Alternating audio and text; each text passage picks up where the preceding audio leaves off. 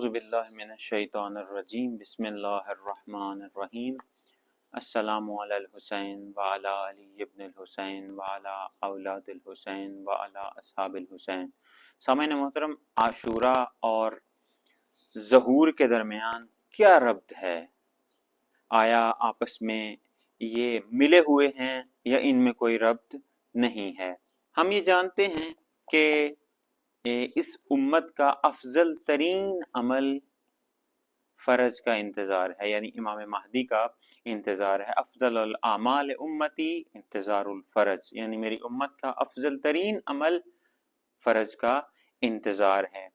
اس سے پہلے ہم نے فرہنگ عاشورہ کے بارے میں بات کی تھی، آج ہم بات کریں گے فرہنگ انتظار کے بارے میں، فرہنگ ظہور کے بارے میں کہ ظہور کہتے کسے ہیں۔ جب ہمیں عاشور اور ظہور کے بارے میں درست معلومات، درست معرفت ہو جائے گی، پھر ہم اس نتیجے پہ پہنچیں گے کہ ان دونوں میں کیا ربط ہے۔ امت کی تمام عبادات میں سے سب سے بہترین عمل انتظار فرض ہے۔ امت کی نجات کا ایک سب سے بہترین زینہ انتظار فرض ہے، یعنی امام زمانہ اجل اللہ تعالی فرجہ الشریف کا انتظار کرنا۔ انتظار سے مراد ان مشکل حالات سے نکل کر انسان آسانیوں کے درمیان میں آئے۔ انتظار سے مراد ان جہالت کے گٹاٹوپ اندھیروں سے نکل کر نور کے اجالوں میں آنے کا نام ہے۔ انتظار کا نام اس نا امیدی سے امید کی طرف جانا ہے کہ جو انسان کو انسانیت کی طرف لے کے جاتی ہے۔ انتظار کا مطلب حق طلبی کے لیے مبارزہ کرنا، انتظار کا مطلب حق کے لیے کوشش کرنا، حق کے قیام کے لیے کوشش کرنا، حق والوں کا ساتھ دینا اور ظلم کے خلاف قیام کرنا اور ظالمین کے خلاف قیام کرنا، ظالمین کو نیست و نابود کرنا، ظالمین کو کنڈیم کرنا اور مظلومین کا ساتھ دینا۔ انتظار سے مراد ان تمام خرافات کو کلا کما کرنا کہ جو آج کے دور میں ہمارے درمیان پیدا ہو چکی ہیں، جن کی وجہ سے ظہور میں تاخیر ہو رہی ہے۔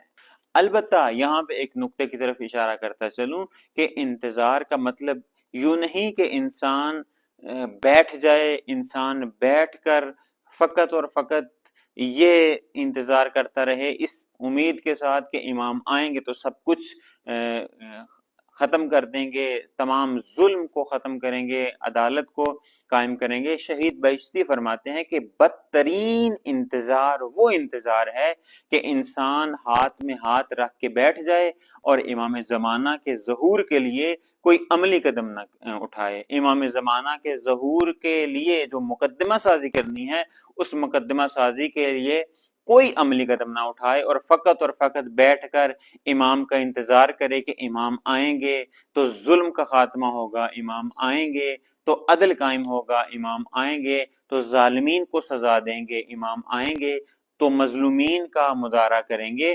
مظلومین کی حمایت کریں گے، مظلومین کے حق میں آواز بلند کریں گے۔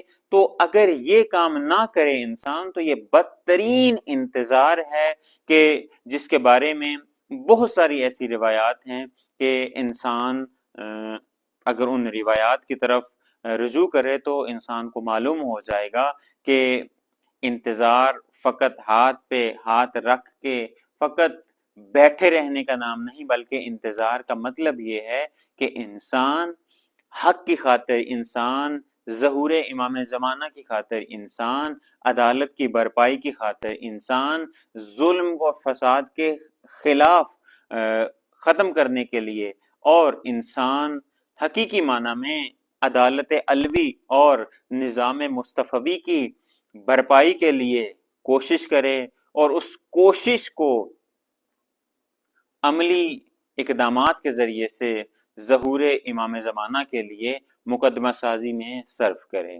یہ فرہنگ ظہور ہے۔ اب ہم دیکھیں گے کہ فرہنگ عاشورہ اور فرہنگ ظہور میں آپس میں کیا رابطہ ہے۔